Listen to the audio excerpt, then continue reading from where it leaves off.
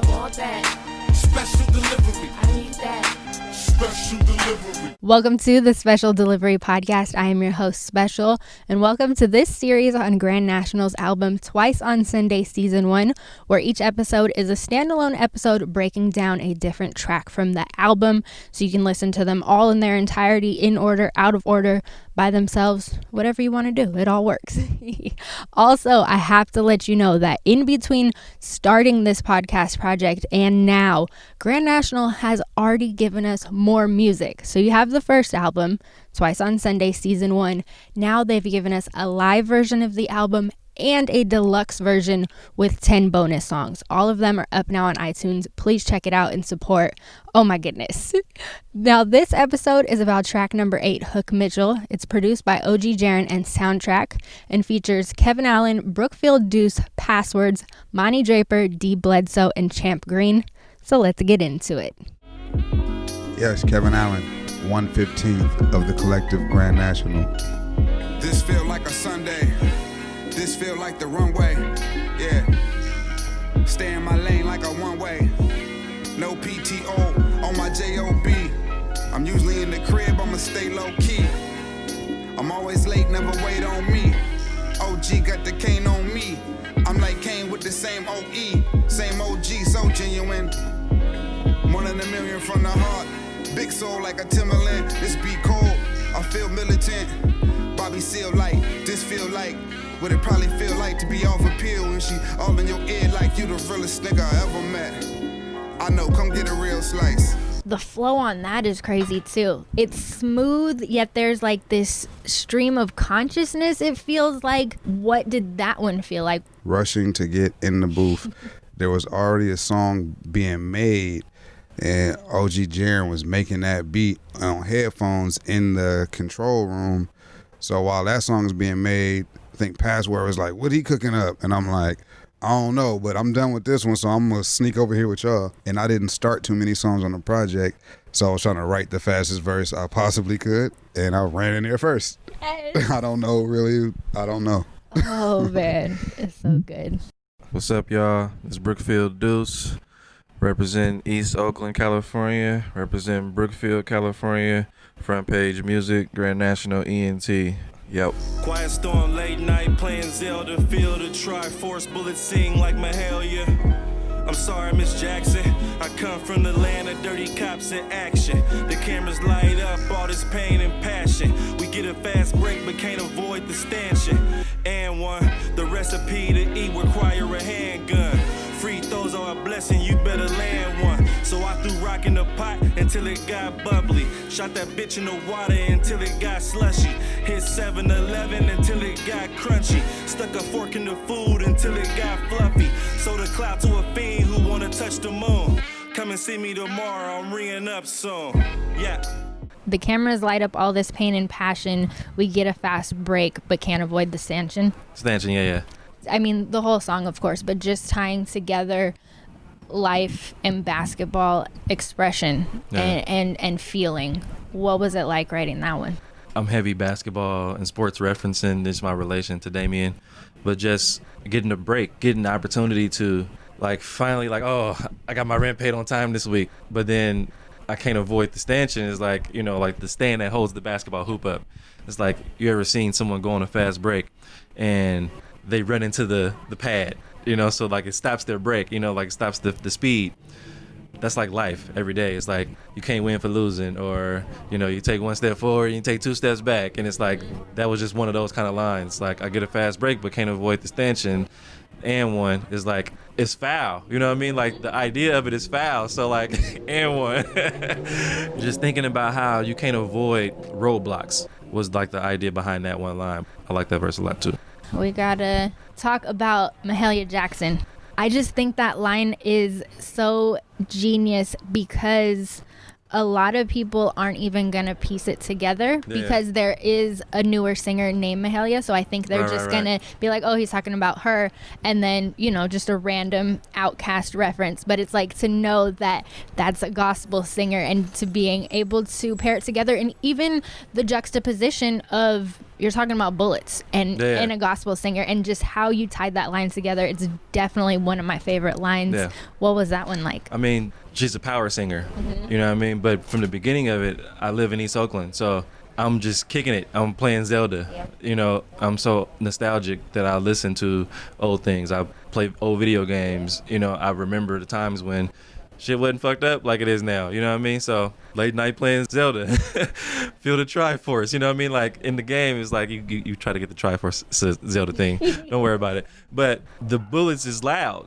You know, they sing like this power singer, like Mahalia, you know what I mean? And like, I'm sorry, Miss Jackson is just basically attaching to that same line with, you know, like the verse in Eastside to explain that black men aren't just being toxic. You know what I mean? Like, we have a level of awareness. Like, I'm sorry to the women, you know what I mean? I'm sorry to specifically to the church, to the gospel of the situation. I ain't been around, you know what I mean? I'm sorry, Miss Jackson. Life is fucked up, you know what I mean? And getting into how fucked up it is with the pain and the passion. And I'm trying to get there. But every time I get a break where I feel like I might be able to settle down, maybe go back to church and do all of this stuff, like something gets in the way. Like I get the roadblock, you know, and that's basically how I started the verse with Mahalia Jackson. It was the beginning of me explaining like history on my life. You know what I mean?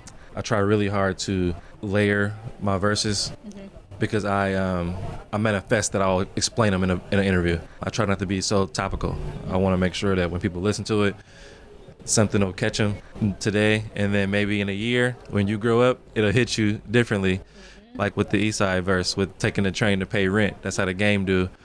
Talking to a kid, but talking to them in a way that they can understand with Monopoly. Yes. You know, the train is the little piece and paying rent on the game, and you know, just all of that is like, maybe you'll go back and be like, oh shit, he was talking about the board game. You know, I couldn't pass go with the same crew. Like I had to change because I had a kid. You know what I mean? Like I had to. So like speaking in that way is like important for me in writing verses. You know, so I try to make sure that it's layered and people can go back and hear something new every time they check it out. Otherwise, it's like I heard it.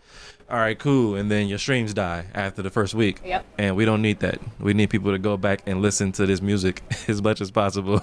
It's important. But even on a fan side, I mean, I've mentioned it a million times, but I can't stress enough how enjoyable it is to listen to. Yeah, of course, you guys need the streams and you need people to keep listening. But like, as a fan, we genuinely enjoy it. We genuinely enjoy doing the research and looking things up and catching bars 10 days later and all those things. Like, to us, as much fun and thoughtfulness that you put into writing it, we have that same enjoyment. We just appreciate it. Oh yeah, that's dope. I appreciate that for sure. No problem. What's up with y'all? My name is Pass, also known as Passwurdz, also known as Alex. I'm from Oakland, California. I represent a group called Grand Nationxl. Yeah. I've been on this shit, all this shit I seen on the corner with my partners hanging like ornaments. Chopper banging if they coordinates. Niggas dying like they gon' be born again. You gotta score to win. I'm by the water, wind blowing, I can't light the blunt. Checks on the side like Nike dunks, you don't like me, huh? I'm still the same, feel it in your veins. Feel the pain, what I'm giving, man. I'm giving gang, yeah. Why? Goodness. McClymon's legend. The verse in itself, there's imagery and storytelling, and you can literally like see you on the beach with the dunks and see the person hating. Like, the imagery is crazy. What was it like writing that verse? Thank you. It's like multifaceted, I guess, because first of all, it was just different. Like, I've never really been in a room with like that many people, first of all, like trying to write a song and shit. I'm in another group with my guy Apes, and it's just me and him. But it's really different being in a room with like 8 to 10 people or however many people it was or whatever. It's almost like you start writing before you even like hear what anybody else is talking about. But then when everybody's on the same kind of page or theme, it's like just kind of makes it more special, you know. But with that, yeah, I mean, I was just feeling really observational, and I did hear Kev's verse because he went in and knocked it out hella quick. It just felt like you said, like I just had like kind of this imagery in my mind, and it really started with the rhymes and shit, and then it just like the vibe like took control. To me, You Gotta Score to Win stuck out. Where did that come from for you? Is it a sports place? Was it just an introspective place? Had you heard it somewhere? What does that bar mean to you? I mean, yeah, it's a competitive, introspective thought, but it's also like just you got to put yourself out there. You know what I mean? You have to try. Score, like, try, but score rhyme better, you know. But truthfully, what it means is, like, you got to put your shit on the table. You got to put some numbers up in order to reach goals or achievements and things like that. It's you know, you can't be afraid to lose. So it's like, how are you gonna win if you're not trying to score? You feel me? Like, that's what it really meant, you know. A lot of people seem to like that. I see the Grand Nationxl, like, Twitter page reposting that all the time. Like, y'all like that line? Okay. The things that stick, man. It's powerful. Yeah, you never know. It's always interesting. You write a verse and you have one part where you're like, yo, I was killing it at this part, and everybody likes some other shit. And you're like, oh, all right, I see you. That's another thing about working with a group that's so cool, is like the shit that somebody else might point out is like something I might never notice, like being by myself or whatever, you know. That's where the collaboration is kind of helpful. Yeah, yeah. Oh, that's your favorite part? Okay. It's Monty Draper. I'm a special delivery podcast representing Grand Nationxl. Canadian Goose, gelato when you're Birkin. Frequency synergy, I got these niggas nervous. This slave blood hit the plugged in order made service. Granny stayed in the pew, pray we stayed perfect. Seen a man die right outside of churches. Damn, I hope it was worth it. Hit the curtains. Overcautions kept us live this long. Doing voodoo in the bayou made them spirits live on. Even the fiend nodding out never stood us wrong. It's fly shit, then there's stories of your grandma, and then you seen a man die right outside of churches. Like, it's a journey, and that play on churches is very striking to me. What was it like writing that one? That one's weird too. As another one's like, they rapping for real. I don't want to get on this song, and DB pressed me. He's like, bro, you rapping today. And I fully was gonna be like, oh, good session, guys. I'm gonna go home. He's like, nah, you gonna rap something. So I went in there. Kev was like, you gonna freestyle? Then I really got insecure. It's like, all right, nope, never mind. You know, so the verse was done, and then that's your ass though. You gonna freestyle? Now I'm in my head like, oh, maybe this shit trash, and came out the booth. Maybe it was past, was like, yo, that Church's bar was hard. And I was like, but he battle rap, so he thinking, and I'm like, nah, literally, seen somebody die outside the churches on 38th and McDonald, right there, when it was right there in the 7-Eleven. 7-Eleven was right across the street. It's like, that shit really happened. So, but I wasn't thinking of it like this, like in the pew line, but it's like, damn, that is kind of tight, but I didn't think of it like that. That would be lying if I said I did. Just to clarify, so you went in and you were gonna freestyle. You still freestyled? Oh yeah, I did. I was in it then. There wasn't no turning back at that point. It was either gonna make the song or you gonna not make the song. I love that. Oh man. This is D Bledsoe with Special Delivery and Spesh. This is Grand Nationxl. Perpendicular to a square, nothing similar. There's a glare like a minister, but impaired. I fancy fine wines. I'm just trying to buy time, so I spend a lot more. Kicking like Craig Elo in my Jordan 4s. Red, they thought it was gone. A goddamn dinosaur. There's something like that China rock. Konnichiwa, you're welcome. It's just another one where there's so many layers to it. I'm like, I have 3 lines here. Shout out RZA. Goodness. Nothing similar as a glare like a minister but impaired? Nothing similar. There's a glare. Oh. Like a minister but impaired. Yes. I fancy fine wines. So I got a wine bottle in that video coming up too. But I can't even begin to tell you how that verse came about. But I do know that Triumph by Wu-Tang is one of my favorite songs of all time. I can rap that shit word for word any day, anytime. Sleepy as shit. Impaired, whatever. But RZA's verse, perpendicular to a square. I stand go like flare. Escape from your dragon's lair. In particular, that shit, again, that whole song is one of my favorite songs. So I just had to borrow and pay homage to RZA on that first line. But yeah, I mean, I like to think of myself as someone that can pass upon knowledge. Like, I read all these books. I read at least 2 books a month. And what good is it if I just hold all this shit to myself? So in a way, I like to think of myself as somewhat of a teacher or a minister, but I'm still going to drink my wine. I'm still going to do my grown-up things, and that's my business, what's in my cup. But, you know, anyway, just speaking to being multifaceted and not just being stuck in one place or another. I don't have to be a wino because I drink wine. I can drink wine and read books and pass it on to y'all. Yes. And then you said, I'm just trying to buy time, so I spend a lot more. Yeah, I have an affinity for watches. So that was a reference to that. I mean, again, one of those what ifs. What if you could buy time? So fuck it, I'll spend a lot more if I really could possibly purchase some time. But that's also another reference to my real life. Like, I get questioned sometimes about spoiling those people around me. Like, why are you doing all that? You know, you don't have to buy anybody's love. And I'm like, I know I don't, but this is one of the ways that I let them know that I think they're special to me. So my immediate family, like, hell yeah, I'm a spoil them. Sometimes I do too much. These kids, yeah, I don't have to buy them all these shoes and shit. But at the same time, I do it because I really like their asses. So I'm just trying to buy time, so I spend a lot more. I missed out on a bunch of time with my teenage son, so maybe I am trying to overcompensate, but I'll be the first to admit it. Well, and there's a difference between doing it and kind of running from it and not being aware of it. But It's like when you know what you're doing and that's what you're comfortable doing and it makes sense to you, you know what I mean? I think that completely changes the tone of it. And at the end of the day, it's really how you feel about it. That's one of those things where it's like, okay, people can feel how they want about it. Like you said, that's how you want to show your love and make up for time. So that's how I express shit. Exactly. It might not be the most healthy all the time, but again, the intent, you know? Exactly. Anything else you want to say about Hook Mitchell? Just shouts out to Hook Mitchell. At one point in time, he did play for Contra Costa College, which is in Richmond, California, San Pablo to be exact.